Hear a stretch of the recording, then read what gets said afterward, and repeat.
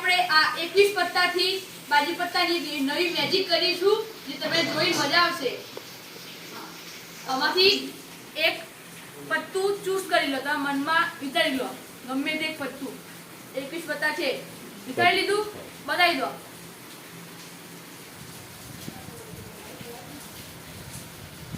જોઈ લીધું દર્શક મિત્રો?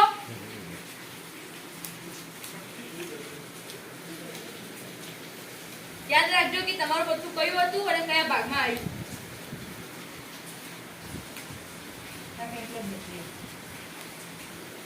કયા ભાગમાં આવ્યું? વચ્ચેના. આ વચ્ચેનો ભાગ વચ્ચે મૂકીશું અને આ સાઈડનો ભાગ ઉપર મૂકીશું. આ રીતે આપણે 3 વખત કરીશું.